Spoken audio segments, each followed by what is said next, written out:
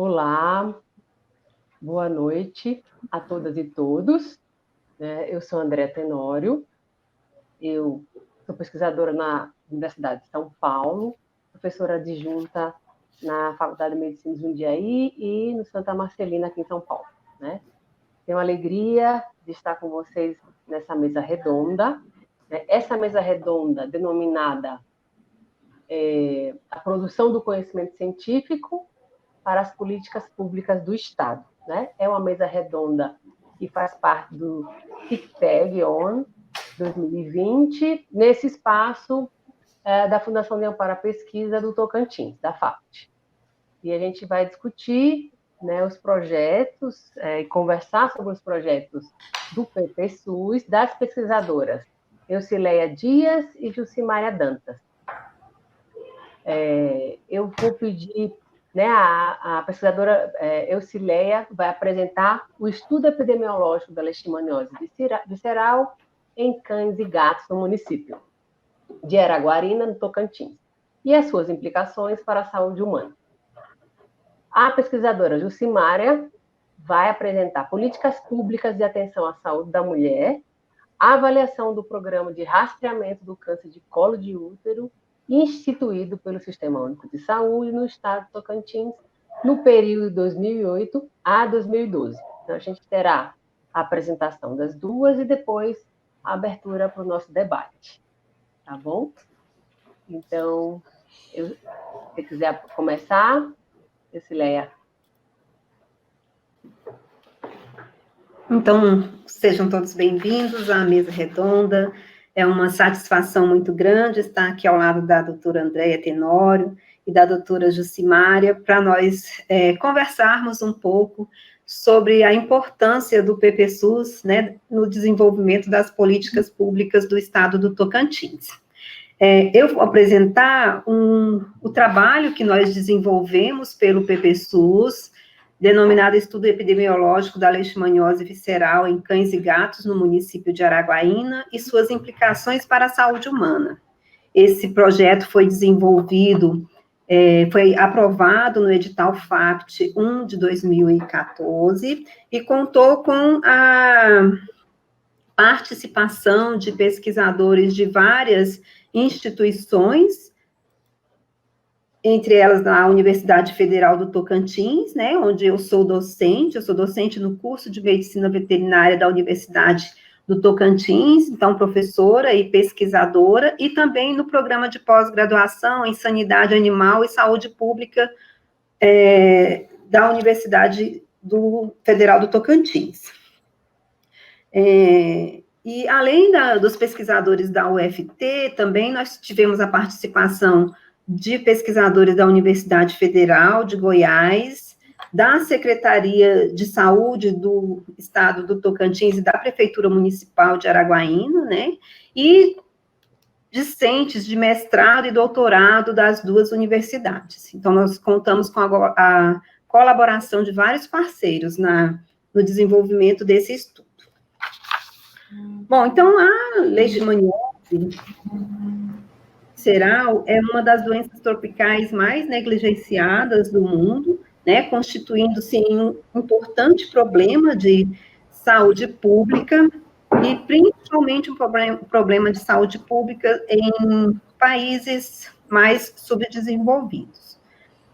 É uma doença causada nas Américas pelo protozoário Leishmania infantum, e que tem como vetor dípteros da subfamília, da família Psychodidae, subfamília Phlebotomini, do gênero Lutzomia, para a leishmaniose visceral, especificamente a Lutzomia longipalpis, que é o principal vetor, e a Lutzomia cruzi, como se fosse um vetor secundário.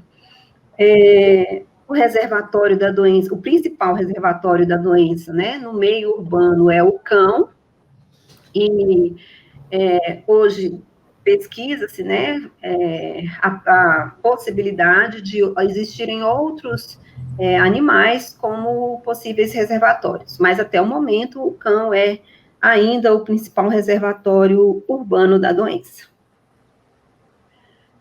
No Tocantins, a taxa de incidência da leishmaniose visceral, a gente pode dizer que ela foi bem alta durante vários anos, né, chegando aí a 34,55 casos por 100 mil habitantes em 2011, e nos últimos anos tem se observado uma queda nessa taxa de incidência, mesmo assim ainda é uma taxa de incidência relativamente alta, quando comparada à taxa nacional, né, a média nacional, que é de 1,2 casos por 100 mil habitantes. Então, o Tocantins ainda apresenta uma taxa alta, embora já bem menor do que se apresentava há alguns anos atrás.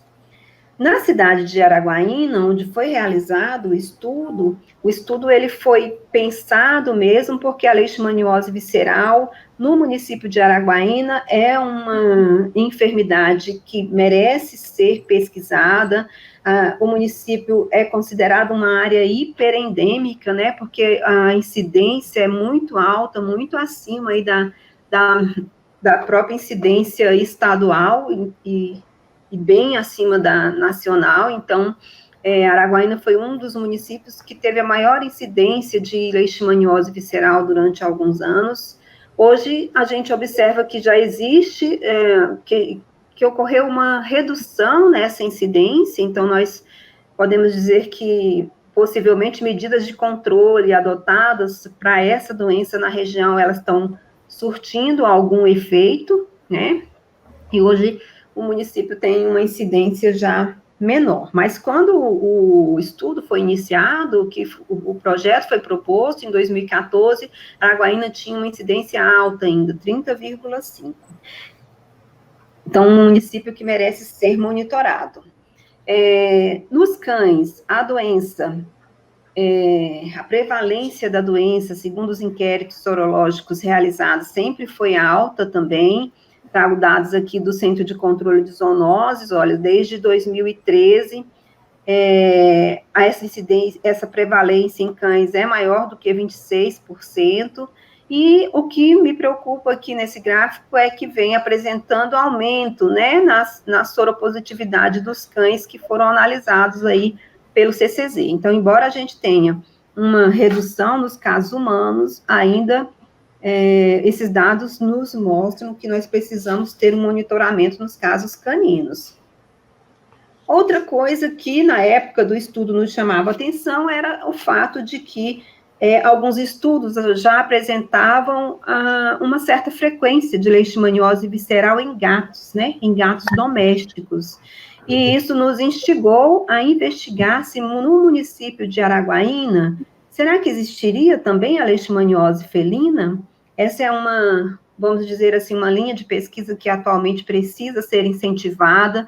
O papel do gato como um animal doméstico e domiciliar, né, que vive em constante contato e proximidade com os seres humanos também é um outro aspecto que merece investigação. Então, como a gente não tinha ainda dados relacionados à presença ou não de leishmaniose em felinos em Araguaína, então a proposta do projeto foi que nós também investigássemos se existiria leishmaniose visceral felina nesse município, que os casos de leishmaniose visceral felina apresentados no Brasil eram justamente de regiões que tinham alta endemicidade da doença.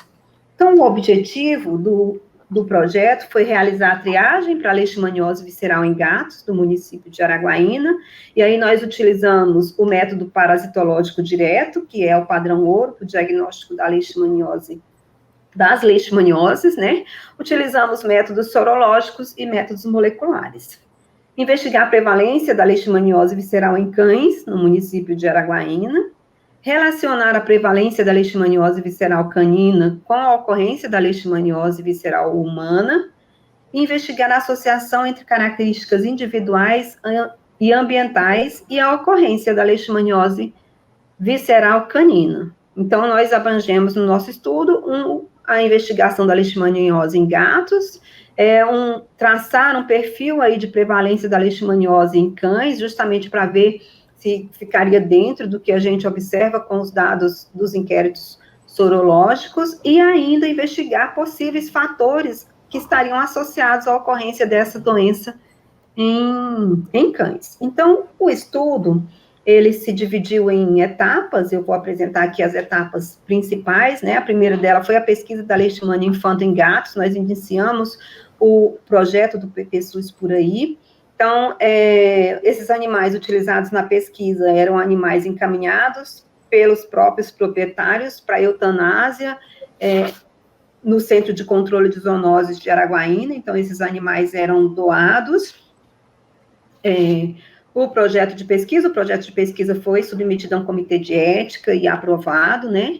Então, esses animais eram eutanasiados e nós coletávamos amostra de sangue, medula óssea, linfonodos, baço e fígado, principalmente pele também, amostra de pele.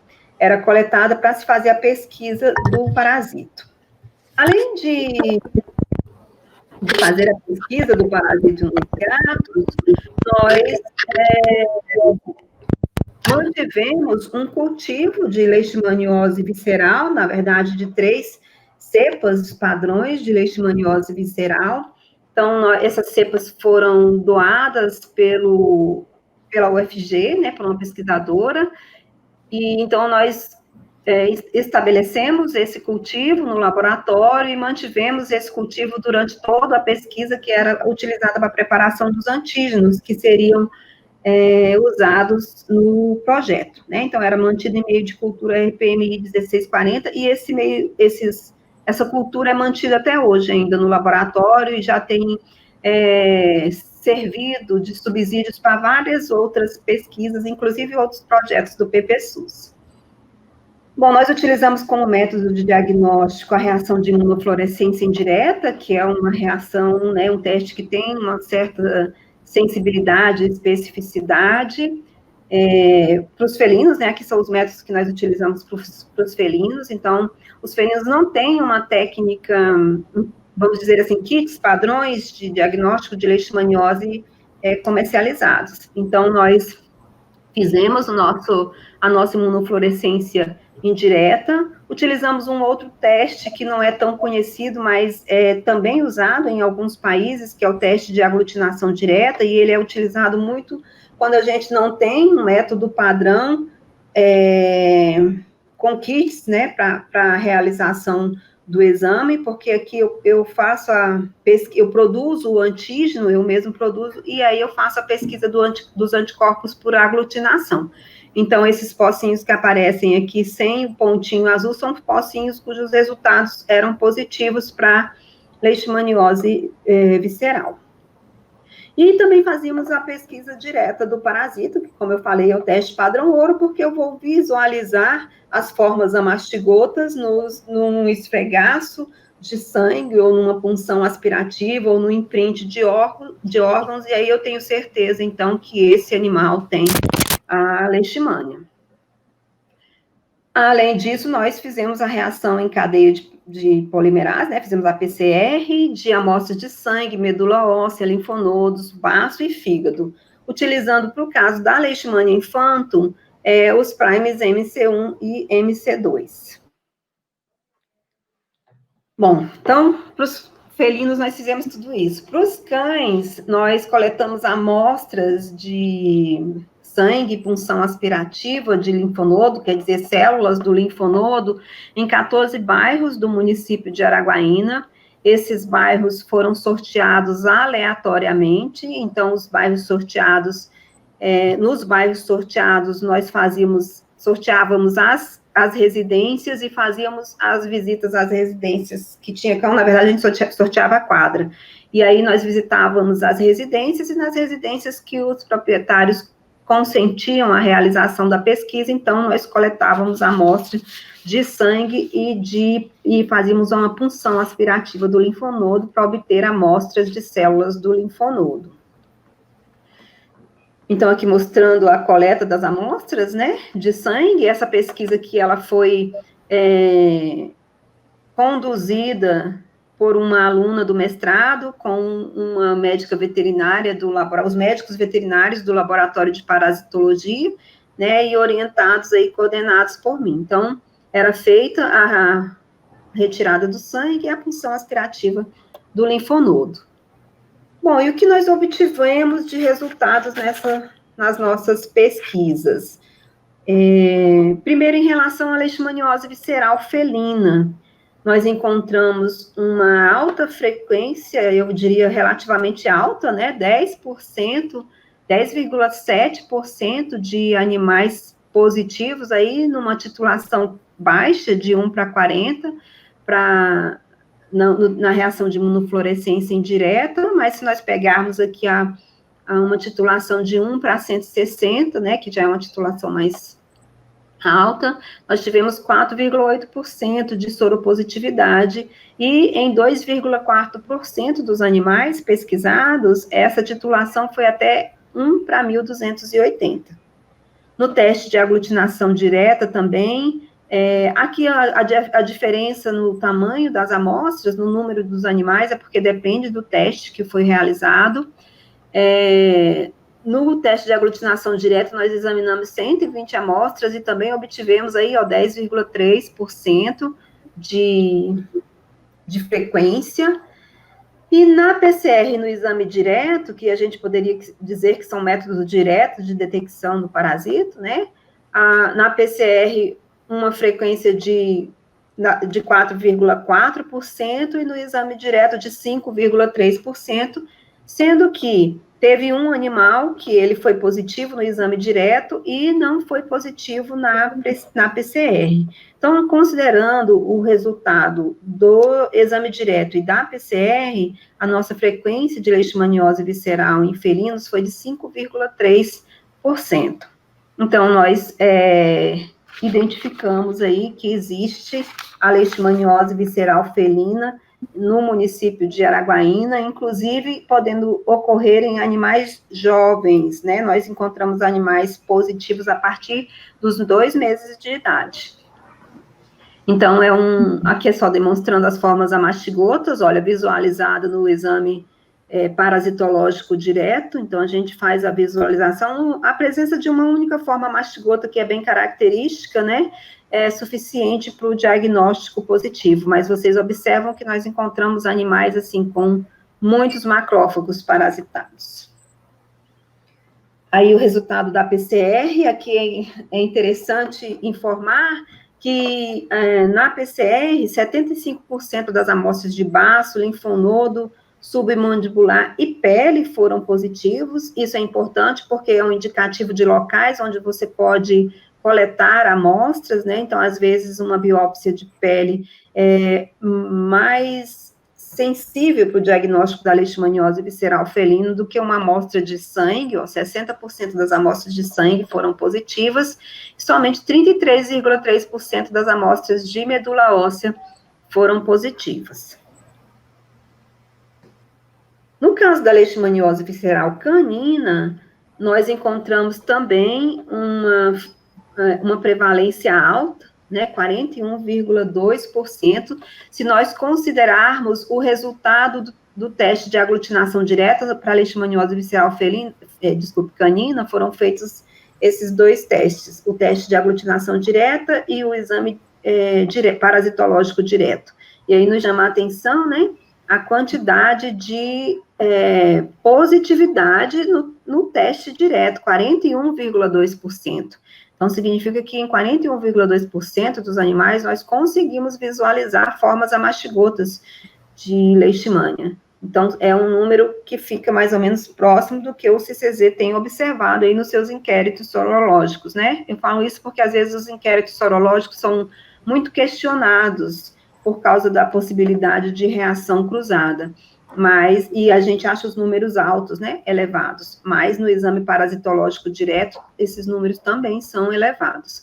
Então, considerando o resultado... desculpe, gente, eu fiz a confusão aqui, né, esse número de 41,2% é considerando o exame direto e o teste de aglutinação direto numa titulação de 1 para 160, tá? Desculpe, aqui no exame direto, 22,1%.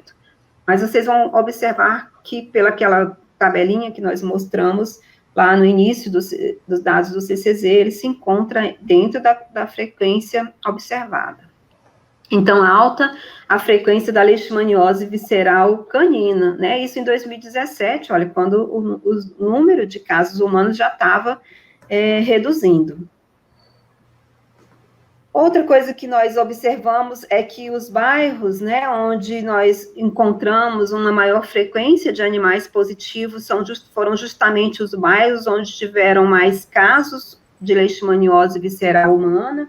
Então, aí mostrando mais uma vez, né, essa correlação entre a leishmaniose visceral humana e a presença, ou melhor, a presença do reservatório canino positivo e a ocorrência de leishmaniose visceral em humanos. Então, isso demonstra que os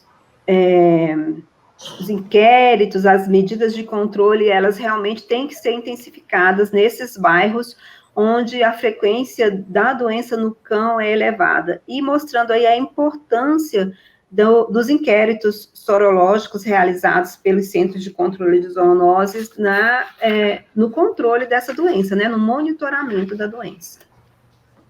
Outro dado importante também foi em relação aos fatores associados à leishmaniose visceral canina. Nós encontramos que residências onde você tinha bananeiras que acumulam matéria orgânica, né, no peridomicílio, e a presença de entulhos no peridomicílio aumentavam em mais de 2 vezes a chance daqueles animais terem leishmaniose.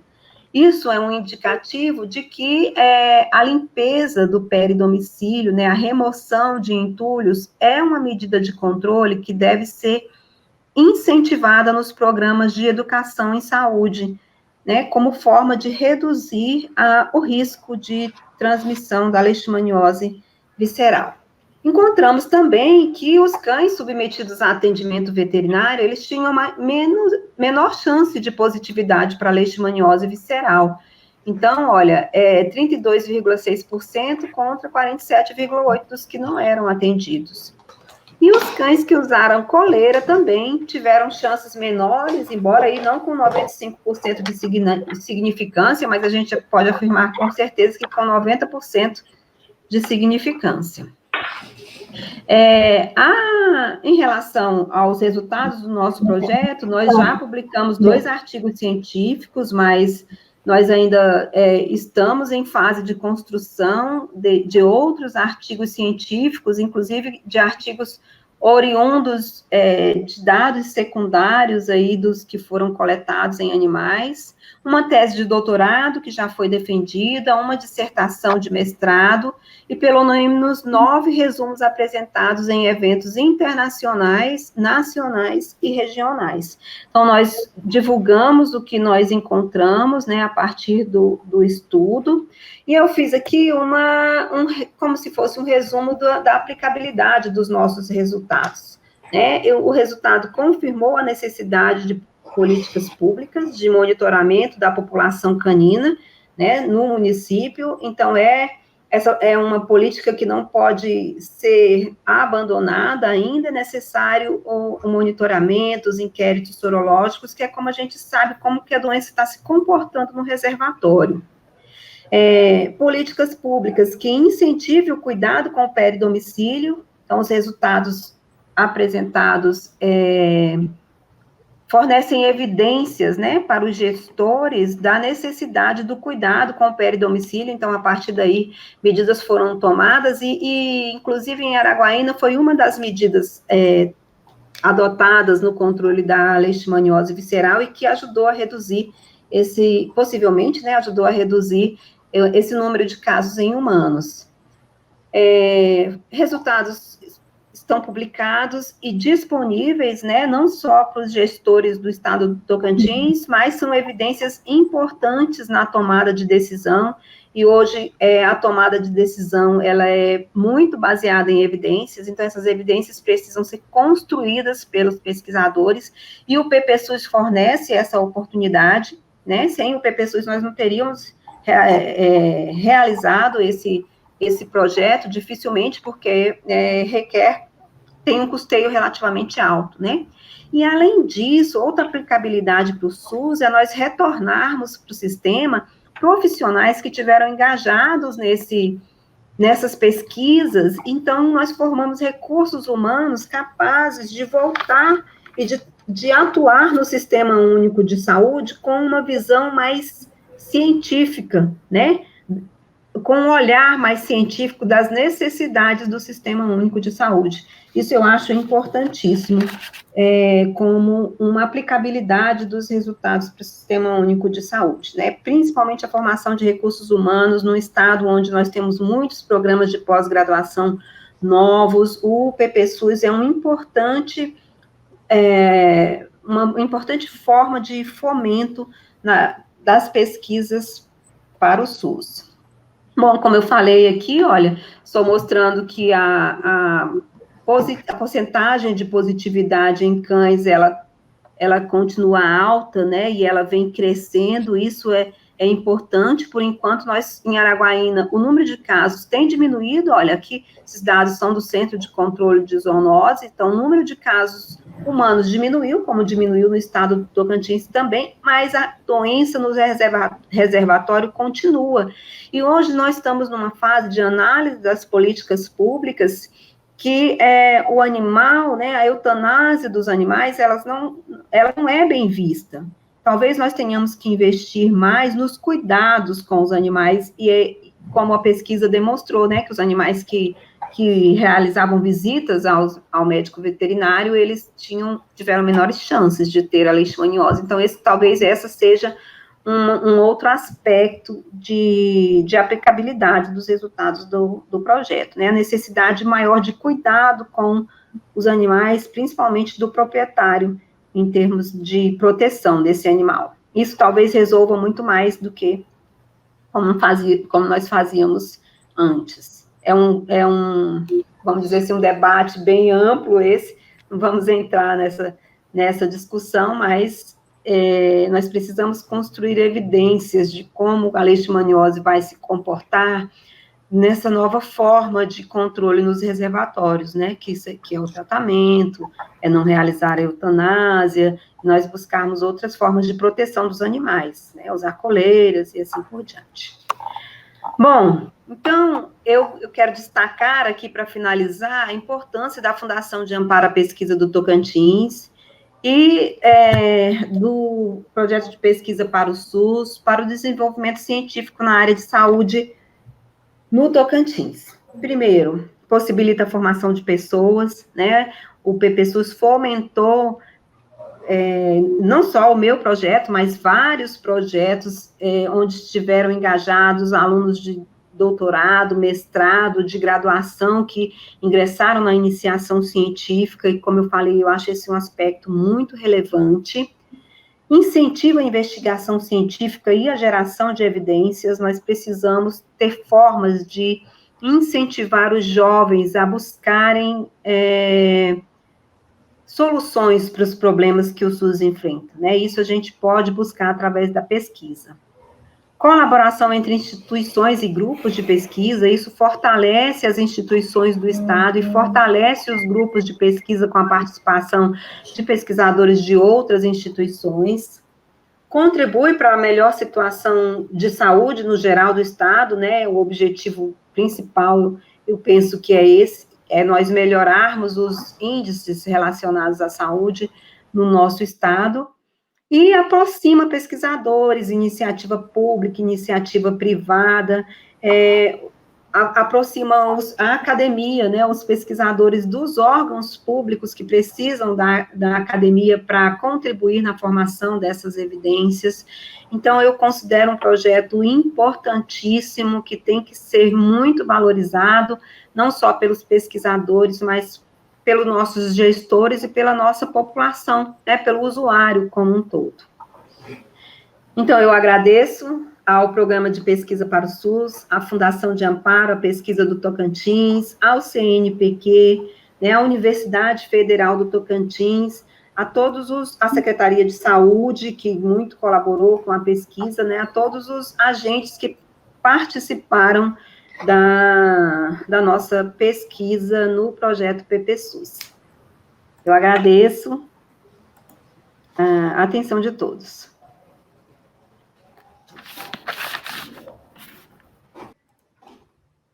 Vocês estão conseguindo visualizar? Sim. Sim. Muito bem, muito obrigada também pela oportunidade de compartilhar nossa experiência com relação ao projeto anterior do edital de 2014. Meu nome é Jucimária, sou biomédica, sou mestre em saúde coletiva pelo Instituto de Saúde Coletiva da Universidade Federal da Bahia e atualmente estou cursando doutorado pelo Instituto Fernandes Figueiras da Fiocruz do Rio de Janeiro. Nossa pesquisa do projeto de 2014 foi intitulado Políticas Públicas de Atenção à Saúde da Mulher, avaliação do Programa de Rastreamento do Câncer de Colo do Útero, instituído pelo Sistema Único de Saúde no estado do Tocantins, no período de 2008 a 2013. Acabamos estendendo a nossa série histórica para melhor avaliação dos dados epidemiológicos e composição dos indicadores.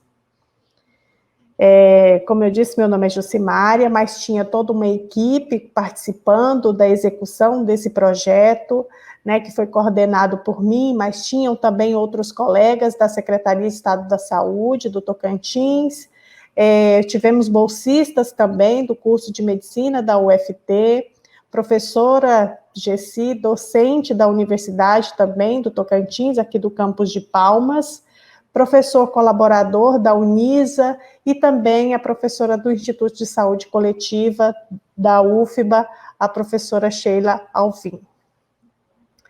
Então, para falar sobre o programa de rastreamento, nós temos que falar sobre a doença de base, ou a causa, né, de todo esse programa, que é, na verdade, o câncer de colo do útero, que é uma doença de importância de grande relevância epidemiológica, especialmente no nosso estado. É um problema de importância em saúde pública no Brasil, especialmente na região norte, por apresentar esses índices, inclusive, atualmente nós estamos em segundo lugar, né, em todo o Brasil, estamos atrás apenas do estado do Amazonas, que tem uma incidência maior do que a nossa, e o Tocantins, ele, de acordo com as estimativas do INCA, a do biênio 2020-2021, nós temos aí uma estimativa de 27,9 casos para cada grupo de 100 mil mulheres, considerando aí a taxa de incidência nacional, que está em torno de 15,5 casos para cada 100 mil mulheres. Houve um incremento de casos muito importante no biênio de 2018 e 2019, onde anteriormente nós tínhamos previsto 180 casos anual, e nós saltamos, então, para o número de 230 casos que foram previstos para cada um dos anos desse biênio. E para a estimativa desse ano, publicada em 2020, a previsão, né, a estimativa é da ocorrência de 220 casos. Fizemos uma média de mortalidade, de óbitos registrados anualmente nessa série histórica, de 2008 até 2013, e tivemos ali uma média de 60 óbitos registrados por ano aqui no estado, em razão do câncer de colo do útero. E o programa de rastreamento, que encontra-se em declínio, em efetividade, o que nós vamos demonstrar um pouquinho à frente sobre o que nos leva a ter essa conclusão. A incidência de câncer de colo do útero, eu acabei atualizando o slide e não atualizei aqui a fonte, mas essa projeção dessa imagem é da incidência do biênio 2020-2021, em que o Tocantins encontra-se em segundo lugar, com incidência de 27,9. Como eu disse anteriormente, o primeiro está com o estado do Amazonas, que apresenta uma incidência de 35 casos para cada grupo de 100 mil mulheres. Para nós é uma surpresa também identificar ali o estado do Paraná, que é um dos estados da região sul, e geralmente esses estados de regiões mais desenvolvidas tinham um controle melhor da doença, então o Paraná também apresenta uma incidência muito importante, 26, alguma coisa, ali ficando em terceiro lugar em relação à incidência nacional. Mas ainda assim destacamos, né, com uma referência com relação à importância epidemiológica, que todos os estados que compõem a região norte apresentam incidência muito importante e acima da média nacional. Essa informação ela é muito interessante, né? E assim nos desperta a refletir sobre a importância epidemiológica dessa doença, onde registramos aqui que uma brasileira morre a cada 80 minutos, em razão de uma doença que é prevenível, né, que é evitável. Também essa imagem, essa figura nos traz a distribuição de incidência de casos que são estimados anualmente, e a publicação pelo INCA ela é bianual. Então, nós visualizamos aqui que para o Tocantins, o câncer de colo do útero, ele vai aí na contramão do que é esperado, que a incidência maior seja pelo câncer de mama, e o Tocantins nós temos uma incidência ainda maior, né, quando comparada aos outros tipos de câncer. No Brasil, nós temos as diretrizes brasileiras para o rastreamento do câncer de colo do útero, que são orientações que direcionam para a identificação, rastreamento e identificação daquelas mulheres que, ainda que assintomáticas, estejam com a doença em progressão, porque a doença é de progressão lenta, né? Nós temos a infecção pelo vírus do tipo oncogênico do HPV ali, causando as alterações celulares que vão, então, repercutir na replicação exacerbada, né, descontrolada dessas células e, então, formando o tumor. Então, mesmo que assintomáticos, essas mulheres, esses grupos são submetidas a exames de rastreamento para identificação de alterações celulares, daquelas, então, que têm uma maior probabilidade do desenvolvimento da doença. As diretrizes, né, ela contempla um programa nacional de rastreamento e de controle da doença, de controle do câncer de colo do útero, e existe uma linha de cuidado instituída no Sistema Único de Saúde para o acompanhamento, diagnóstico e tratamento daquelas que tiverem lesões ou mesmo a doença diagnosticada. A porta de entrada para o rastreamento é nas unidades básicas de saúde, onde é oferecida a coleta do exame citopatológico. Então, nesse momento, as mulheres, a população, ela tem ali à sua disposição os exames que são coletados e encaminhados para os laboratórios para a realização do escrutínio, da visualização daquelas células ali presentes, e análise se há ou não algum tipo de alteração. Então, esse positivo e negativo é a indicação de uma alteração positiva ou negativa. Se houver uma alteração positiva e que seja uma lesão de baixo grau, uma lesão ainda em fase inicial, digamos assim, do processo de evolução da patologia, da doença, essas mulheres podem, então, estar sendo acompanhadas na própria unidade básica de saúde. Essas lesões de baixo grau, elas têm 90% das vezes, né, 90% de chance de regredir naturalmente, apenas por atuação do sistema imunológico daquela mulher. Aquelas que tiverem uma lesão mais importante, mais significativa, devem, então, ser encaminhadas, né, de acordo com o atendimento lá na unidade de saúde, especialmente aquelas que apresentam lesão de alto grau. Elas são encaminhadas, a depender da faixa etária, principalmente aquelas acima de 30 anos, encaminhadas para um atendimento especializado, que é tido ali na unidade de atenção secundária, né, onde elas vão realizar a colposcopia e, eventualmente, a biópsia, se houver necessidade. Se o câncer de colo do útero, né, nos estágios mais avançados, forem identificados, se uma pessoa foi identificada com estadiamento mais avançado, essa mulher é, então, encaminhada para atenção terciária, para o atendimento oncológico. Se o resultado for negativo, se a lesão ela estiver regredindo, ela pode, então, ter uma alta dessa unidade secundária e passar, né, retornar, ter a contrarreferência para a unidade de saúde para fazer, então, o acompanhamento conforme o programa de rastreamento e as diretrizes preconizam.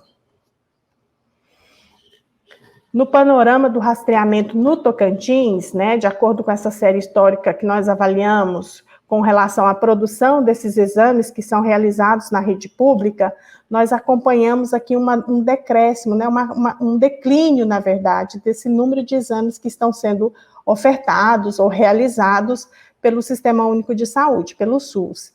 Então, nós tivemos, no ano de 2009, um quantitativo de mais de 100 mil testes que foram realizados. No ano de 2018, esse quantitativo foi em aproximadamente 50 mil exames. Então, nós já conseguimos, só com esse número, deduzir que o programa tem tido uma efetividade em declínio, por não, então, conseguir identificar aqueles casos, né, conforme são preconizados, com rastreamento, com uma periodicidade, uma faixa etária e toda a organização do serviço para o atendimento dessas mulheres de forma oportuna. O que vai acontecer? Vai incorrer no diagnóstico tardio, né? E isso nós também conseguimos identificar a partir desse projeto de pesquisa. Inicialmente, nós tivemos a composição dos objetivos, né?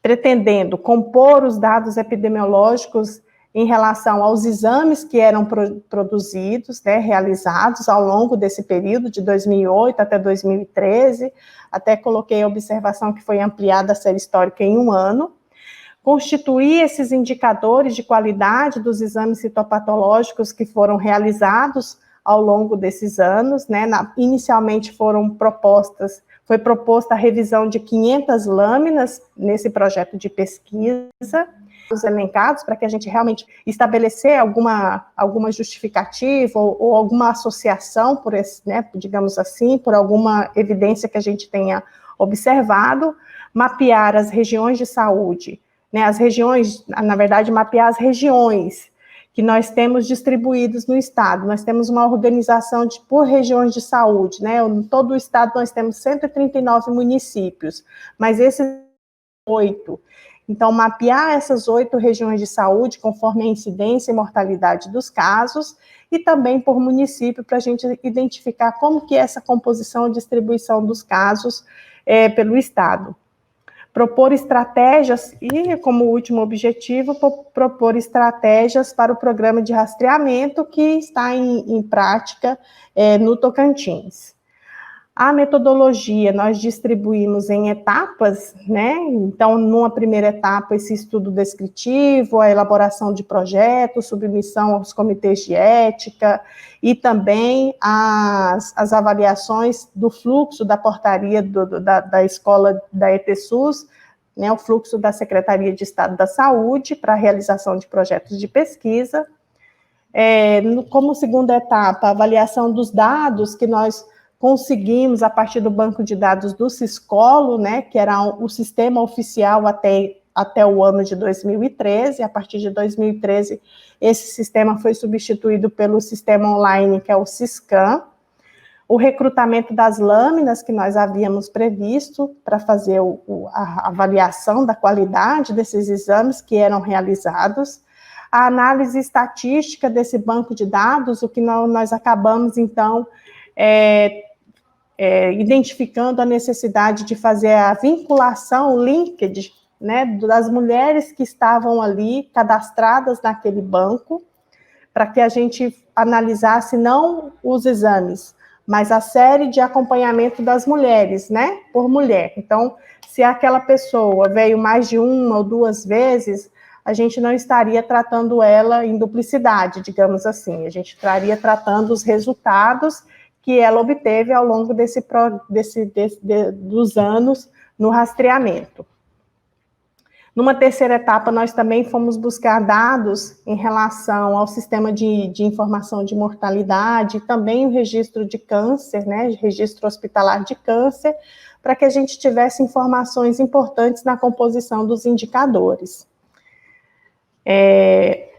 E para todas essas etapas, a gente sempre estava elaborando produtos, elaborando resumos e submetendo a alguns congressos e oportunidades de apresentação de resultados e mesmo da nossa experiência de acordo com o curso do projeto. Nós propomos algumas atividades e que foram muito importantes né, especialmente para conhecer de fato essa linha de cuidado, né, como nós vamos avaliar um programa se nós não conhecemos cada uma das etapas de atendimento e dos serviços que são oferecidos, né, para a população. Então, nós visitamos as unidades de média e alta complexidade, fomos inclusive até o município de Araguaína, onde na época o município era a cidade onde era ofertado o tratamento oncológico no estado, e fizemos contatos e visitamos também os laboratórios terceirizados que realizavam o diagnóstico por meio do exame citopatológico, para esse rastreamento. Nós tivemos também uma capacitação da equipe que fez a revisão dessas lâminas, né, do projeto, avaliando ali a qualidade do diagnóstico, quais eram as inconsistências com relação aos retornos dos resultados, os tempos de liberação de laudos, as inconsistências mesmo com relação à avaliação, ao escrutínio das lâminas, planejamento, atividade de seleção dos bolsistas, né, visitas a esses laboratórios, a revisão das lâminas, numa última fase, a avaliação desses dados e elaboração e submissão dos produtos, né, que inclusive renderam algumas apresentações, né, de resultados parciais, como eu disse, em eventos científicos e também publicações técnicas.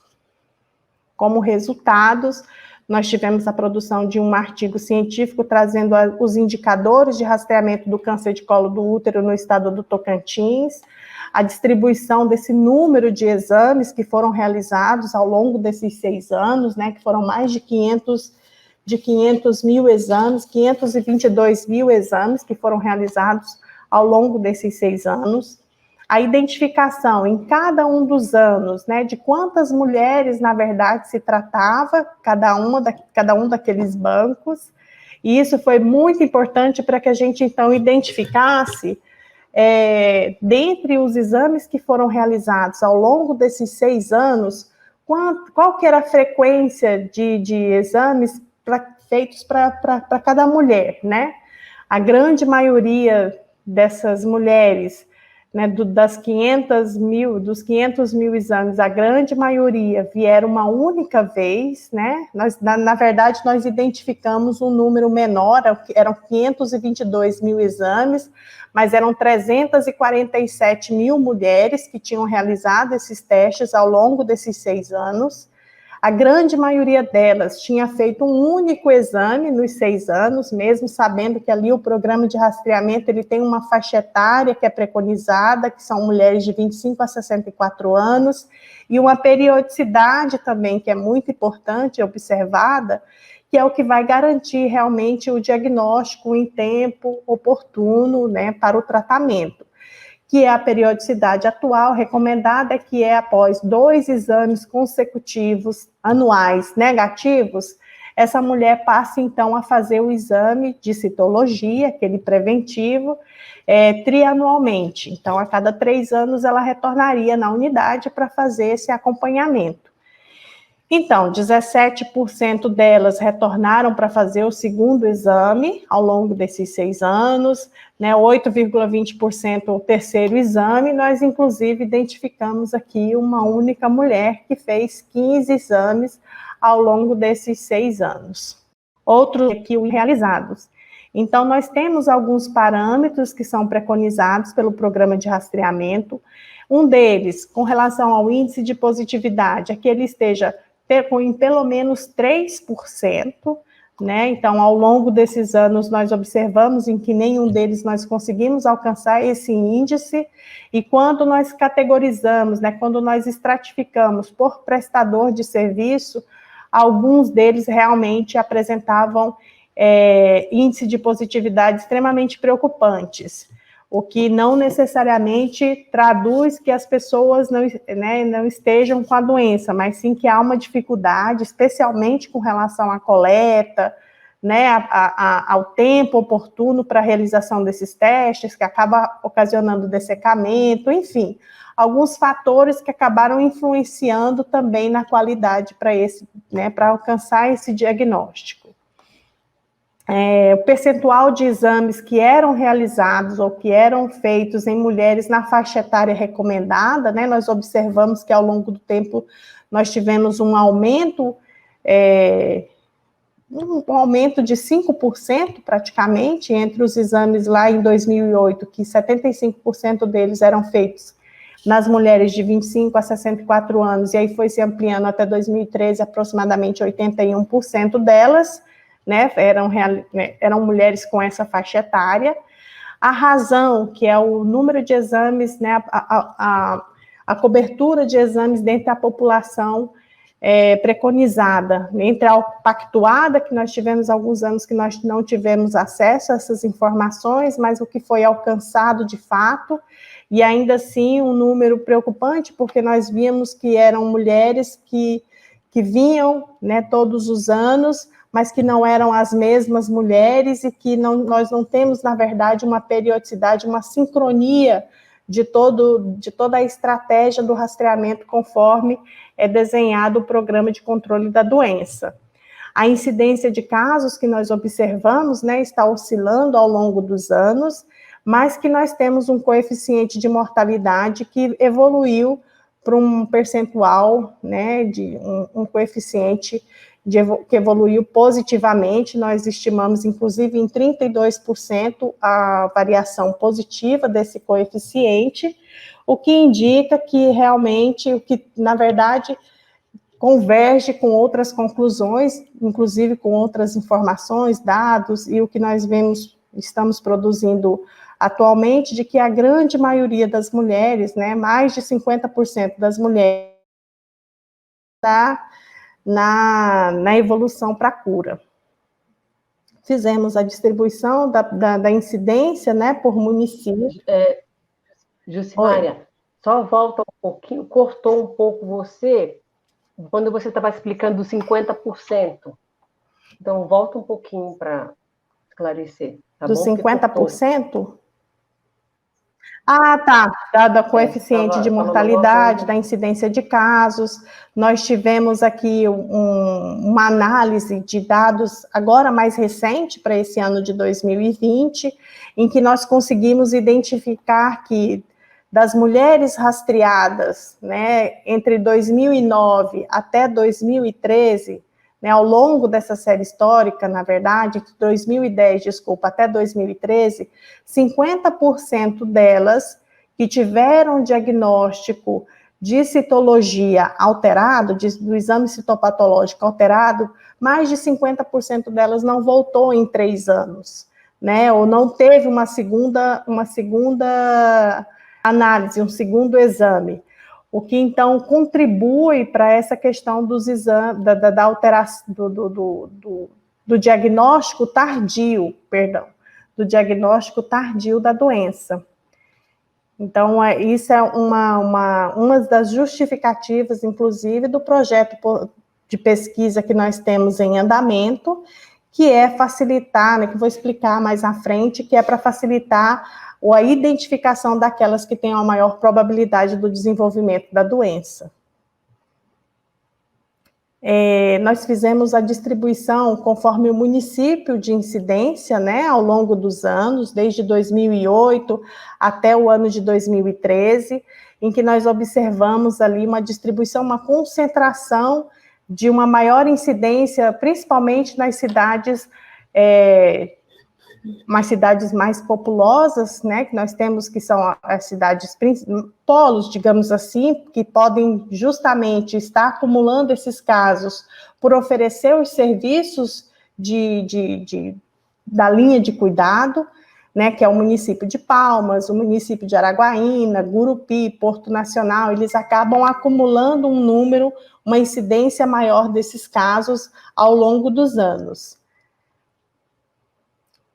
Com relação à produção técnico-científica, nós tivemos participação e apresentação de trabalhos em 7 congressos nacionais e internacionais. Para cada um deles, nós colocamos aqui o título, né, do que foi apresentado e qual foi o congresso que foi levado esses trabalhos. Tivemos também a participação em um dos congressos apresentação de um mini curso que foi voltado para o monitoramento interno da qualidade, que é uma das ferramentas que o laboratório ele tem para programar, para se organizar, na verdade, para que o resultado seja o mais fidedigno àquela situação, né, da mulher, especialmente trabalhando as questões dos fatores limitantes para o diagnóstico e a organização interna do laboratório frente à liberação do diagnóstico. Outros 5 encontros também nós participamos, nós estivemos muito próximos do pessoal da área técnica da oncologia do Estado, da Secretaria de Estado da Saúde, que é uma coordenação que organiza, que está à frente da estratégia do programa. Nós contribuímos ativamente, trazendo essas informações com relação aos indicadores que nós identificamos, principalmente com relação às falhas de coleta, aos fatores que acabavam comprometendo a qualidade da amostra e, então, dificultando o diagnóstico para aquela pessoa, né? Porque você se submeter a uma nova coleta, porque teve algum problema já desde o momento da coleta e tudo mais, isso acaba diminuindo a adesão das pessoas à realização do teste, né, do preventivo, a adesão dessas pessoas ao serviço que é oferecido. Então, com isso, nós procuramos colaborar em levar essas informações e trabalhar os profissionais lá da ponta que atuavam, né, que atuam no serviço, com relação a melhorar, né, a oportunidade de melhorar essa coleta e melhorar, então, o diagnóstico que é feito mediante o rastreamento. Nós também elaboramos um material bem interessante, que foi um POP, né, um manualzinho, digamos assim, um POP é um procedimento operacional padrão, mas que as pessoas poderiam...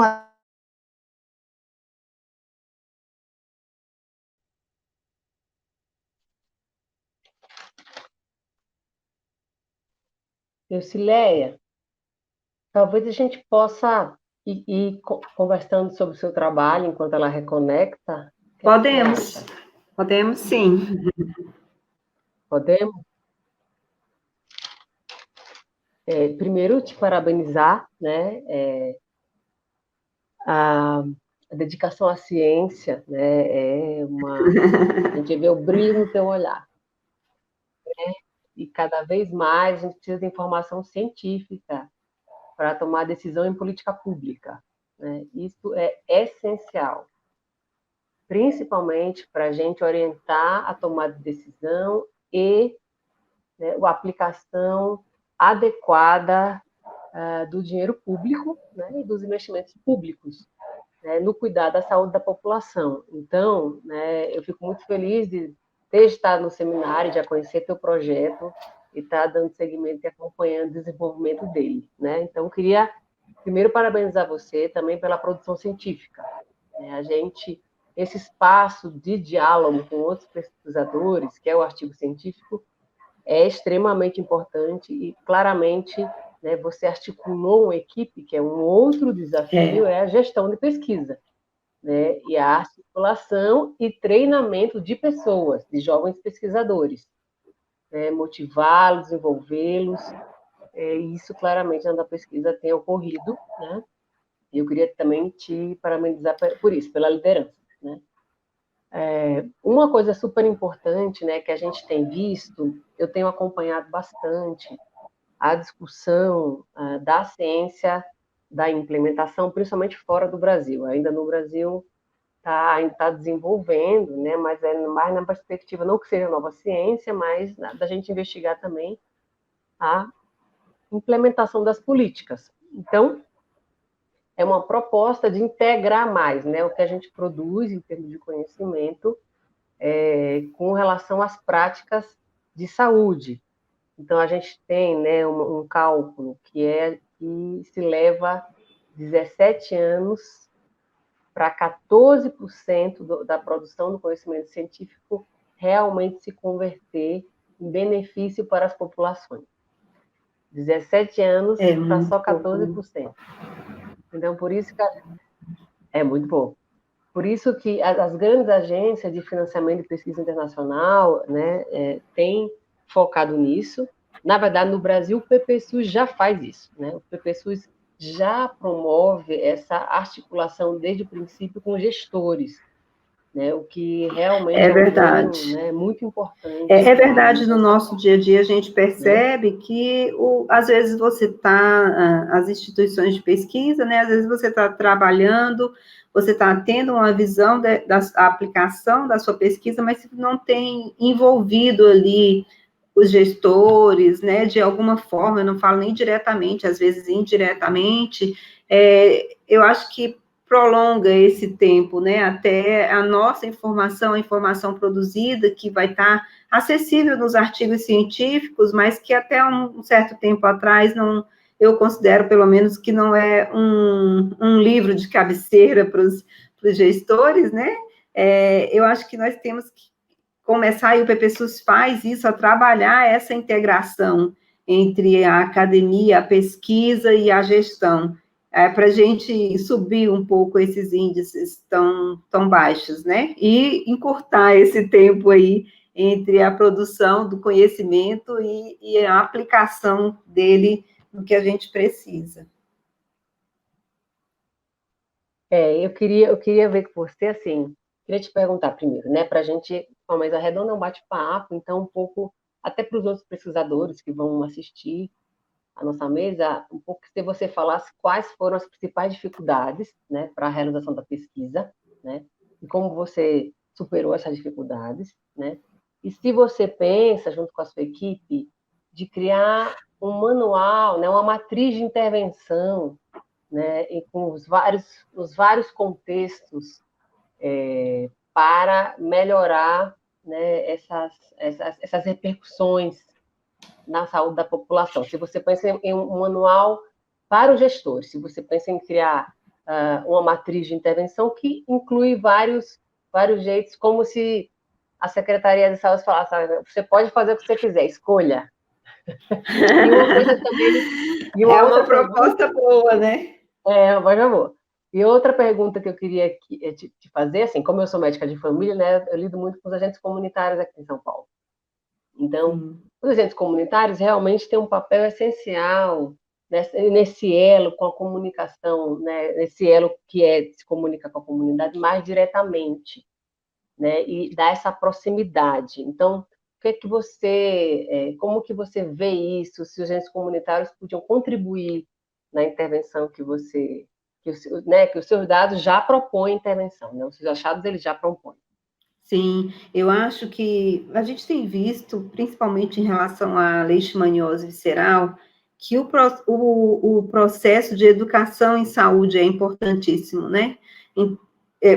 Como uma forma de controle da leishmaniose visceral. Então, essas evidências levantadas pelas diversas pesquisas, não só a minha, mas várias outras no Brasil inteiro, fazer uma matriz de intervenção, eu acho que deve ser um trabalho em conjunto mesmo, com um núcleo formado pelos setores públicos, pela administração, pela gestão responsável por isso, junto com os pesquisadores, e assim, nós estamos cada vez mais tentando estreitar a nossa participação, a nossa contribuição com a Secretaria de Saúde de Araguaína, principalmente, né, para nós tentarmos contribuir na formação de indicações, né, de parâmetros, como você falou, como se fosse um manual de intervenção, né? A sua proposta é interessante, eu vou começar a pensar nela e até discutir, tanto é que o projeto que a gente coordena atualmente, ele é mais integrado do que o outro, até porque agora o pessoal do Centro de Controle de Zoonoses, ele vai participar de forma mais presente mesmo, na coleta de amostras.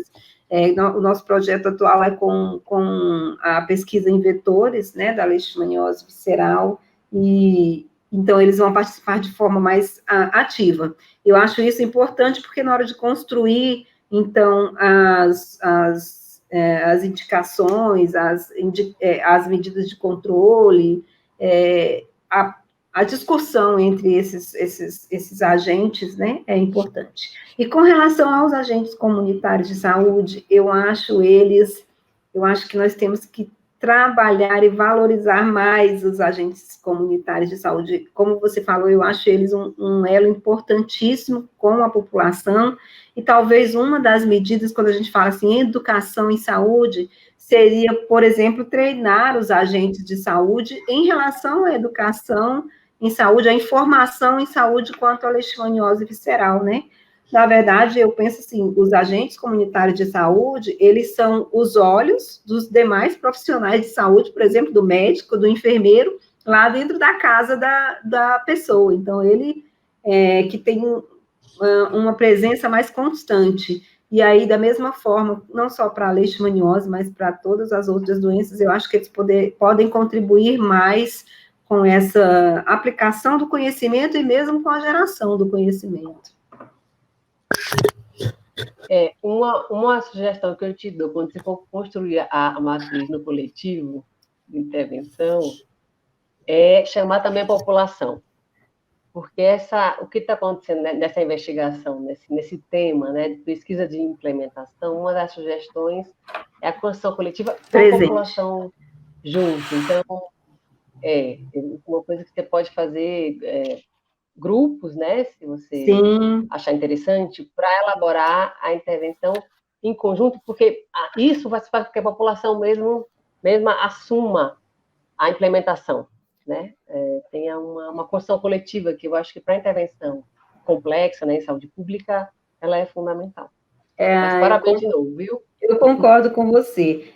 A partir do nosso projeto, nós participamos de outras ações, né, de outros projetos que, de certa forma, ficam conectados com o que a gente está desenvolvendo na pesquisa.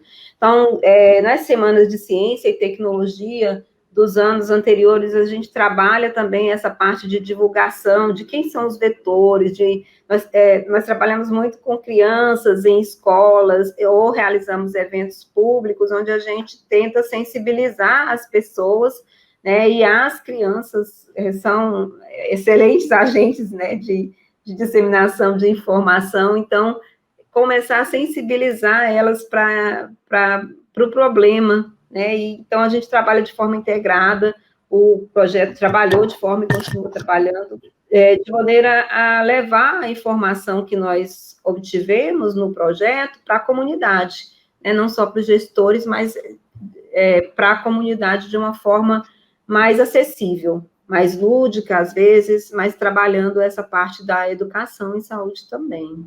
Então, o PPSUS, eu acho que ele se ramifica, né? O projeto é mas as ramificações desse projeto, elas estão presentes aí em vários pontos daquele problema ali dentro da comunidade. Joia, obrigada. E vamos retomar, Jucimária? Pois pronto. Então, vamos retomar, né? Nós fizemos a distribuição da ocorrência, da incidência dos casos baseado nos exames citopatológicos, de acordo com o município de residência da pessoa, né, da paciente que foi identificada.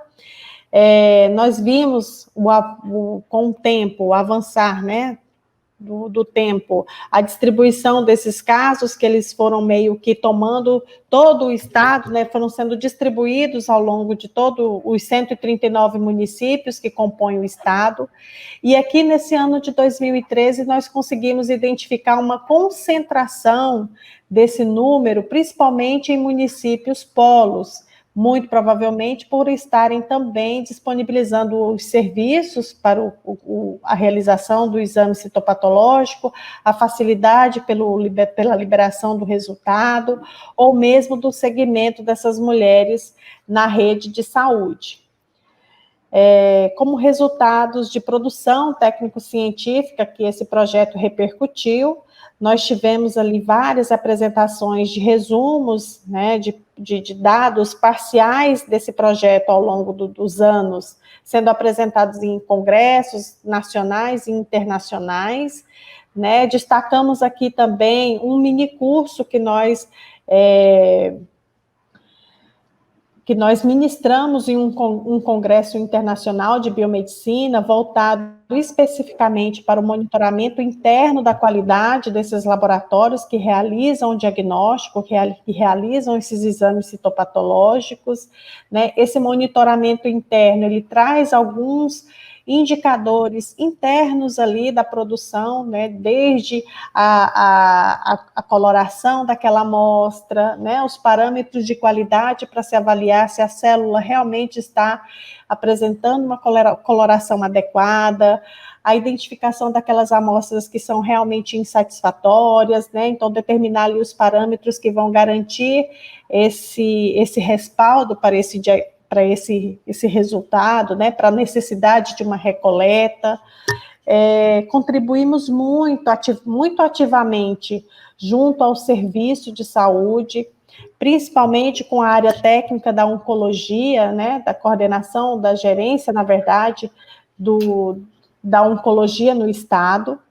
Eles é quem tem essa estratégia do programa de controle da doença, né? Eles é quem coordenam e determinam certas estratégias no estado, e nós contribuímos com relação a levar esses indicadores que nós já tínhamos conseguido identificar, principalmente com relação aos problemas que são identificados com a revisão dessas amostras, né, principalmente com relação à representatividade epitelial lá, das células que precisam estar compondo aquela amostra, para que a gente tenha, então, condições de dar um diagnóstico correto.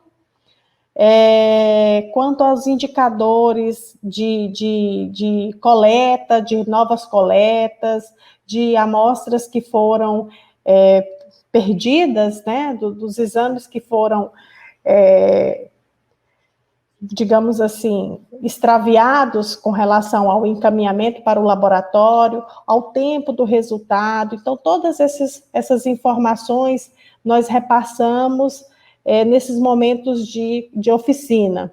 Foi muito interessante também, porque nós elaboramos um material que foi um POP, como se fosse um manual, né? O POP é um procedimento operacional padrão, mas é como se fosse um manual de coleta, e que as pessoas, os profissionais do serviço, poderiam adaptar à sua realidade. Então, foi uma experiência muito interessante, uma troca de experiência muito interessante, inclusive porque nós levamos ali essas informações meio que personalizadas, né? Para os municípios que estavam ali em treinamento, a gente levava as informações para que eles fizessem as adequações, né? Repensassem os seus processos de trabalho e, principalmente, replicassem as informações que nós levamos para aquelas pessoas que participaram, para os representantes, né, dos municípios que participaram. Então, foi um trabalho conjunto muito importante, colaborativo, né, que mesmo à distância a gente conseguiu continuar desenvolvendo ao longo dos anos. Uma dissertação de mestrado também, que foi defendida, né, foi um desdobramento desse projeto de pesquisa, e outros projetos, outros trabalhos que acabaram sendo, como disse a professora, né, um PPSUS, ele se ramifica, a professora Eucileia, então, acabam tendo outros desdobramentos não previstos, e que, com esse projeto, as pessoas acabam se sentindo inspiradas a produzir também, né, e a buscar outras oportunidades, enfim, e é muito interessante esse trabalho junto, próximo aos serviços de saúde. Quanto à incorporação desses resultados no Sistema Único de Saúde, a experiência mais relevante até então tinha sido a implantação do Laboratório de Monitoramento Externo da Qualidade desses exames que são realizados no Tocantins, um trabalho inicial muito importante que foi voltado para os laboratórios prestadores de serviço para o SUS, né, onde nós identificamos, inclusive, aqueles que apresentavam os piores indicadores, e então foram descontinuados os contratos com esses laboratórios, reduzindo, então, o número de prestadores, mas proporcionando ali uma qualificação, né, tanto dos profissionais que teriam uma oportunidade maior de expertise, né, de acumular experiência, quanto também para o Estado de estar acompanhando esse número reduzido, mas que tivesse ali a garantia da qualidade dos resultados. A supervisão e revisão desses exames, que nós incluímos também como produto do projeto, né, mas que é de escopo de atuação desse laboratório que foi instituído inicialmente na UFT e que atualmente está dentro do escopo de atuação aqui do Laboratório Central de Saúde Pública do Estado. Essa interação entre o serviço e o meio acadêmico é muito importante, né, de trazer ao debate, de trazer o conhecimento científico, de trazer a oportunidade de nós elevarmos ali o nível do que nós temos de experiência empírica, né, dos profissionais que têm grande vivência no serviço, com aquilo que vem sendo produzido, no que se tem de orientação, digamos assim, daqueles que têm maior experiência acadêmica. Então, isso é uma complementação da teoria, da prática, de vivências diferenciadas que somam para problematizar e buscar, principalmente, soluções que viabilizem ali, né, a melhoria do serviço. A produção de conhecimento, ela traz realmente uma nova perspectiva em relação à doença, se conhecer esses aspectos, né, de indicadores, e principalmente a questão da gravidade da doença no Estado. Muitas vezes, essas informações elas ficam restritas a quem está no serviço, quem está na gestão, quem tem ali os indicadores, né, de forma mais fácil, à mão, mas trazer esse conhecimento à tona, né, trazer essa pauta à discussão, dinamizar esse conhecimento, ele é muito importante porque traz outros atores, traz ao debate, traz à discussão essa problemática e também as possíveis soluções que podem surgir. A realização de capacitações específicas que foram voltadas aos profissionais, como eu disse, foi uma experiência muito importante que veio a somar, né, no reconhecimento dessa estratégia, era uma avaliação de um programa, então isso fazia parte, né, deveria fazer parte de conhecer o serviço em loco, né, lá nos municípios, a linha de cuidado dos serviços de maior complexidade, para que a gente realmente tivesse noção da estratégia do programa como um todo. E, com isso, propor, então, novas estratégias, tanto ou principalmente para o diagnóstico precoce.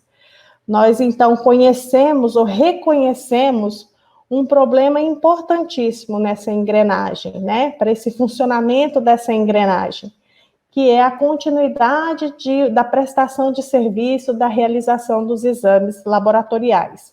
Então, com isso, veio a proposta da implantação de um laboratório para esse tipo de serviço, e ele hoje está sendo estruturado no Laboratório Central de Saúde Pública do Estado. Aqui algumas imagens, né, da apresentação desses trabalhos, da reunião com a equipe, né, que participou desses treinamentos, aí junto aos municípios, ali são representantes do Estado, né, da oncologia, em que nós trabalhamos juntos essa estratégia de levar o conhecimento também dessa dinâmica de levar o conhecimento até os profissionais dos municípios. Essa lei também eu achei muito interessante, certamente veio de desdobramentos, né, da repercussão dessa discussão da doença no Tocantins. Essa lei, ela institui uma semana específica, né, na segunda semana do mês de março, para que se traga a discussão, a consciência, né, a conscientização, a prevenção e o combate ao HPV, que é uma causa, né, que é a causa necessária para o desenvolvimento desse tipo de doença, né, do câncer de colo do útero e outras que são desenvolvidas a partir da infecção por esse tipo de vírus. como eu disse, a estratégia da implantação do serviço, né, esse é um desdobramento importantíssimo do projeto de pesquisa lá do edital 2014.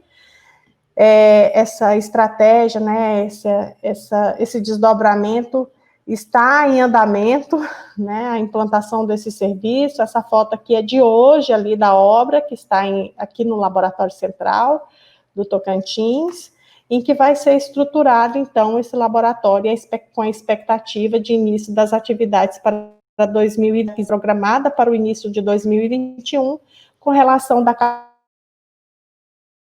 atividades. E também com o projeto atual, né, do edital atual, um desdobramento dessa pesquisa, que foi a identificação da falha ali no programa, com relação à identificação de mulheres que tinham ali uma lesão de menor importância clínica, mas ainda assim que pode vir a desenvolver a doença. Então, um dos desdobramentos é a realização dessa pesquisa, da efetividade do uso de uma marcação combinada de duas proteínas que são produzidas no processo carcinogênico do HPV, de alto risco, oncogênico.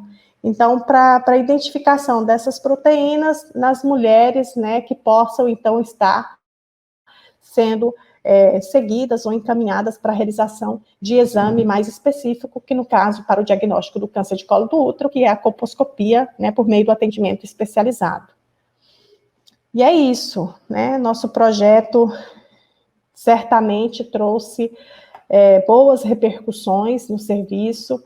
A minha atuação é nessa área, né? Sou biomédica, atuo na Secretaria de Saúde do Estado, atualmente estou no Laboratório Central de Saúde Pública, né? Inclusive na diretoria desse laboratório, dessa instituição, e a nossa expectativa é que esse projeto e outros sejam convergentes com a dinâmica do serviço público, né, e que proporcionem aqui que a gente consiga avançar na prestação de serviço, né, para a população.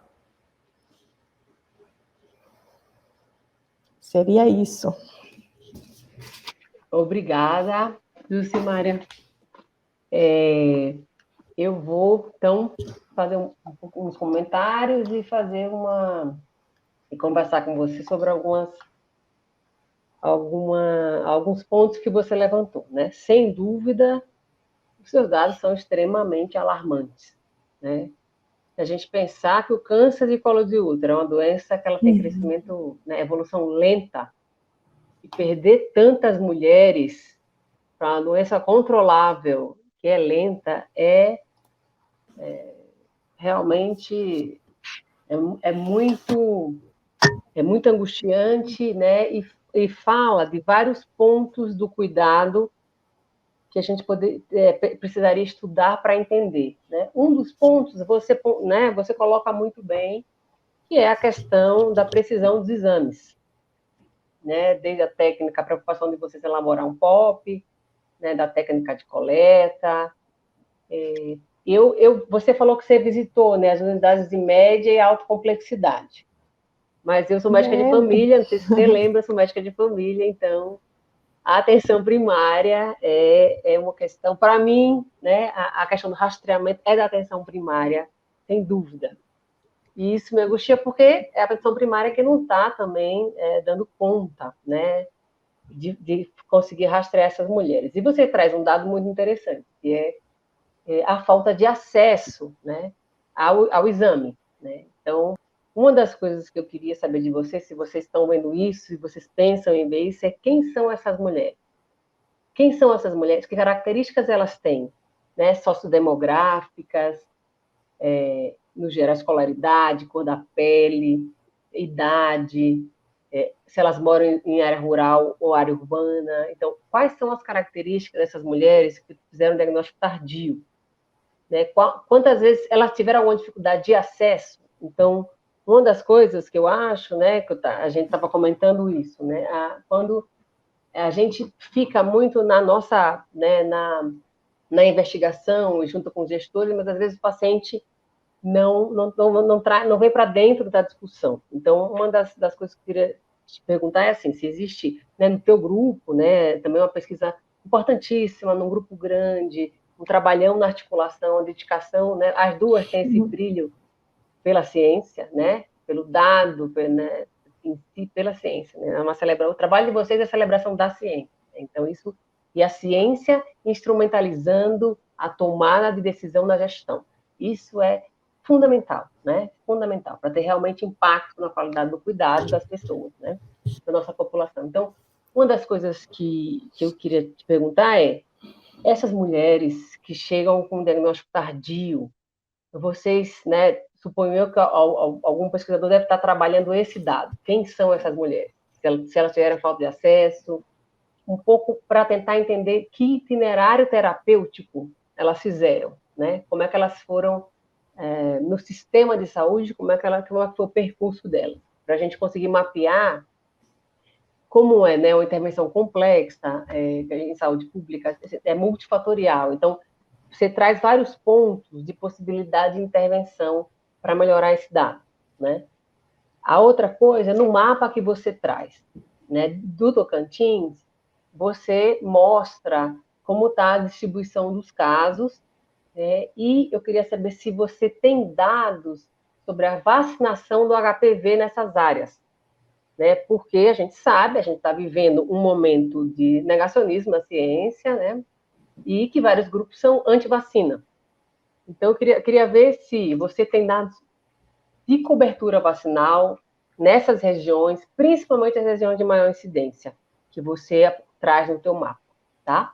Uhum. E a outra coisa é que você pensaria para melhorar o cuidado, não na alta e média complexidade, na atenção primária, que é a porta de entrada do sistema. Uhum. Tá bom? Tá certo. Eu acho que eu acabei falando da vez anterior, né, da apresentação, mas nós fomos também até as unidades de saúde, né, por meio das oficinas que nós realizamos ao longo de 2, 3 anos, né, nós visitamos todas as 8 regiões de saúde do estado.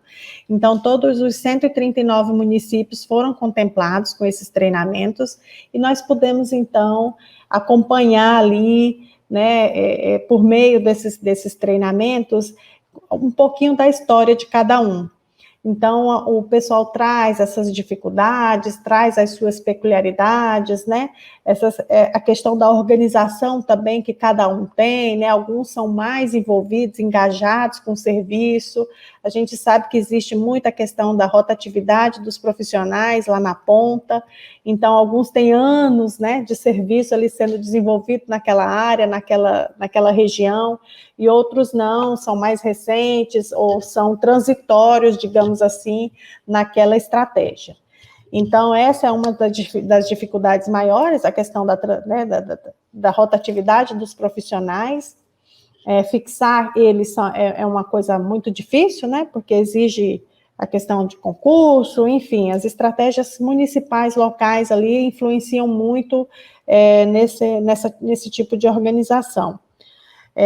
Como foi colocado, o ponto da engrenagem ali que nós identificamos como um dos maiores nós, né, críticos com relação ao andamento do programa de rastreamento no estado, é a parte de laboratório, né, porque atualmente ainda é terceirizado e há aquela questão de trocas, contratos, vem um, vai outro, e ainda assim na rede privada também há dificuldade em fixar um profissional, que se ele recebe uma proposta em outro lugar, ele acaba indo, e aí aquilo que se teve ao longo dos anos de acúmulo de experiência, de expertise, se perde. Então, com isso, nós tivemos esse desdobramento que a gente está conseguindo aí, que se envolve também muita resiliência para conseguir alcançar isso, né, a tomada de decisão, às vezes, a gente, como pesquisadora, né, falando como pesquisadora, é simples, você aponta o problema, aponta a solução, mas isso envolve também você ganhar a confiança do gestor e fazer com que ele assimile um pouco como que vai ser tudo isso e as repercussões, né, que isso também vai ter internamente, porque aí também outras pessoas mais precisam estar envolvidas, engajadas para que isso aconteça. Então, eu vejo que realmente é um problema de uma complexidade muito grande, que certamente eu não tenho toda a solução para isso, mas realmente tem várias pessoas dedicadas, debruçadas a entender um pouco mais sobre essa complexidade. Tenho aqui uma colega que é enfermeira, que está buscando agora um estudo com relação à percepção das mulheres em relação ao rastreamento, né? Nós identificamos muito a questão do problema no serviço, mas enquanto, e para as pessoas a quem ele é dedicado, né? Quais são as suas dificuldades em procurar, ou de acreditar naquele trabalho. Então, deixa eu ver se eu não vou cair aqui. Caiu, não. Não. Então, realmente são muitas propostas. Inclusive, tem uma psicóloga que me procurou, porque a gente acaba seguindo tantos anos, né? Desde 2014, né, Cileia? Só com esse edital e tudo mais, a gente acaba meio que tomando, ganhando nome, né, nessa linha de pesquisa, na minha parte, na área da saúde da mulher. Então, a psicóloga me procurou para saber se já foi estudado fatores psicológicos, né, da história de vida, lá desde criança, dessa pessoa que desenvolveu câncer de colo do útero, já teve algum trabalho nesse sentido, né, para ver se esses fatores psicológicos também podem influenciar no desenvolvimento da doença. Enfim, são várias questões que surgem e que em todas elas nós vemos ali algum pontinho positivo para somar, para entender um pouco melhor sobre toda essa dinâmica. Até então, o que nós sabemos é que o HPV é causa necessária para o desenvolvimento do câncer de colo do útero. Nesse sentido, os testes moleculares, né, ou aqueles que identificam proteínas que são produzidas em resposta à infecção, são extremamente importantes e válidos, né? Então, por isso veio o desdobramento desse outro projeto, da gente talvez tentar um exame a partir dessa primeira amostra, para que a gente, então, consiga identificar aquelas com maior chance ou maior risco de desenvolver a doença. Então, talvez, com isso, a gente consiga ali, como se diz, matar 2 coelhos com uma cajadada só, né? A gente vai resolver um pouco o problema do acesso a um laboratório que realmente realize o exame a tempo, ou em tempo oportuno, e dessa mesma amostra a gente conseguir outros desdobramentos para encaminhamento dessas pessoas ao serviço especializado. Então, é uma sugestão que eu te dou. Isso aí é um artigo separado, né? A porcentagem da cobertura de vacinação por HPV e as taxas que você acharam nesses locais que você viu, né? Sim. É um trabalho hercúleo de vocês duas, né? Muito gratificante, fico muito feliz enquanto colega de vocês, também pesquisadora, defendendo a ciência, acima de tudo. Né? Nós ficamos todos felizes, né? As mulheres na ciência. As mulheres na ciência. E era isso que eu ia falar também, são 3 mulheres, né? E isso também é um ponto muito importante, né? Da integração, de ter, ainda mais esses temas, que são temas tão caros, né? Então, eu acho que vocês têm, né, um campo aí imenso de muita publicação e muito impacto na gestão, impacto na saúde da população, né? Então, essa função do PPSUS, né? Então, no fundo, esse fortalecimento do PPSUS é a partir dos dados que vocês trazem. Então, essa articulação é realmente importantíssima da FAPT, com a gestão, com as universidades, né, que vocês estão, é fundamental e, sem dúvida, é uma maneira da gente diminuir esse distanciamento entre a produção do conhecimento e a mudança real, o benefício real da população, né? A mudança da qualidade do cuidado da população. Eu assim, queria abrir para considerações finais de vocês, né? Já falo que estou muito feliz, dou de novo parabéns às duas e quero ver os papers, vou ficar lendo aqui com muita alegria. Que bom. Eu vou, então, fazer as minhas considerações finais. Na verdade, é um agradecimento, né? E uma colocação que eu acho importante, que talvez um olhar que só acho que quem está na nossa região, né, na região norte do Brasil, existe aí uma certa distância em termos de dificuldades, não só distância em quilômetros mesmo, né, dos grandes centros, mas em termos de atraso na ciência e mesmo na disponibilização de recursos e incentivo aos jovens pesquisadores nessas regiões, né? E eu coloco a minha experiência mesmo como exemplo, como jovem pesquisador. Eu me formei aqui no estado do Tocantins, né, na então Unitins, fiz mestrado, doutorado fora, mas a gente retorna porque eu sempre tive essa paixão mesmo pela pesquisa. E o PPSUS é um programa que ele dá oportunidade aos pesquisadores da região em resolver problemas regionais. Isso eu acho fantástico, porque às vezes a gente não consegue ser contemplado numa disputa tão grande por recursos, né? Nos editais maiores. E no edital do PPSUS a gente tem a possibilidade de desenvolver uma pesquisa que vai auxiliar aí a tomada de decisões dentro da sua região, né? E às vezes esses dados podem ser extrapolados, dependendo do que você observou, né?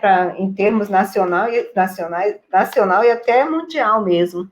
Então, eu deixo aqui o meu agradecimento especial à FAPT, ao CNPq e a toda a equipe que coordena o PPSUS, né? A gente sabe que tem várias pessoas por detrás desse esquema todo, né? Que auxiliam, que acompanham. Então, eu quero finalizar deixando um agradecimento a toda a equipe da Fundação de Amparo à Pesquisa do Tocantins, que nos recebe tão bem nos seminários, nos auxiliam aí com as dúvidas, com os relatórios, né? E a toda a equipe envolvida de forma nacional mesmo nesse projeto que eu acho fantástico, que eu espero que a gente tenha por muitos mais anos. É isso. Né, assim, a Adriana Arruda, né, da FAPT, que é incansável em organizar tudo. Isso mesmo. Também agradecer, e também né, do CNPq, do PPSUS, a coordenadora, né, que é a Marge Tenório, e a Juliana também, né, que sempre está com a gente nos seminários, das organizações, dos encontros. Né? Eu acho que é um esforço coletivo mesmo, né? Então, é uma dedicação. Existe todo um suporte, né, por trás da pesquisa, né? São várias pesquisas e existe toda uma equipe de suporte que coordena isso, que eu acho fantástico mesmo. E a cadeia de multiplicadores, né? Porque vocês estão formando pessoas. Sim, como eu falei, né? Extremamente importante, esse eu acho que é a sementinha que a gente planta, né? Quando nós estamos formando pessoas, nós estamos plantando uma semente que nós vamos esperar colher frutos, bons frutos aí no futuro. Com certeza. Eu também quero agradecer muito a oportunidade. Já pela segunda vez nós conseguimos, né, ser contemplados aí com fomento à pesquisa. Para mim é uma satisfação diferenciada, porque, ao contrário da Eucileia, eu não estou como professora, docente numa universidade, né, engajando o conhecimento científico ainda, mas me sinto contemplada com relação a essa oportunidade de despertar um pouco, né, dos colegas que tiveram essa oportunidade da formação científica, da formação de um mestrado aqui na Universidade Federal do Tocantins, ou mesmo fora, de se engajar numa linha de pesquisa e trazer, de poder oportunizar também, né, contribuir um pouco para essa evolução, tanto no campo científico, quanto também na questão da gestão, né? Hoje eu tenho a oportunidade de estar na gestão, mas eu acho que é mesmo um despertar, né? Para que todos nós possamos somar ali com um pouquinho do seu saber, com um pouquinho do que pode contribuir ali na condução de todo esse processo, né? Na produção científica, na produção do conhecimento. Esse é o nosso diferencial. Então, eu acho que, como a Eucileia colocou super bem, o PPSUS, ele traz a oportunidade para que nós, que estamos aqui na ponta também, trabalhando, né, possamos identificar esses problemas e propor soluções a eles. E engajar os colegas, inspirar os colegas, isso para mim é uma experiência ímpar.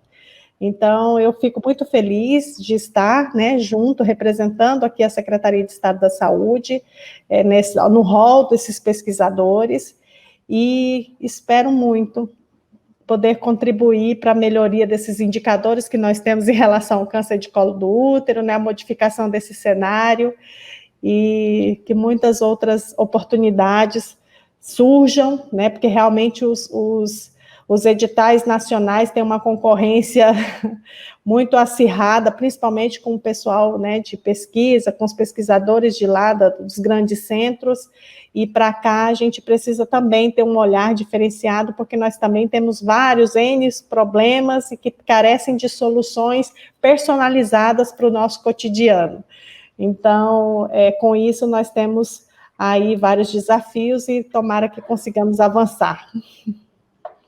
E parabenizar, né, a todos da FAPT pela oportunidade, desde a gestão anterior, né, que também nos acompanhava, assim, de maneira muito próxima, colaborando, como a Eucileia colocou, desde os relatórios, nos ajudando com as justificativas, com a forma de fazer a prestação de contas, é um carinho diferenciado que nós recebemos, né, enquanto pesquisadores.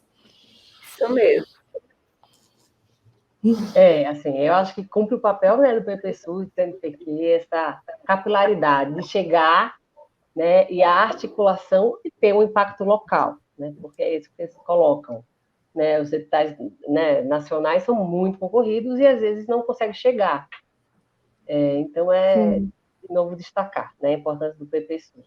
E o SUS, né, gente, que na pandemia aparece aí como realmente fez diferença, né, fez diferença na qualidade do cuidado, fez diferença no acesso das pessoas, né, e segurou o nosso sistema de saúde, apesar de tantas complicações que nós tivemos.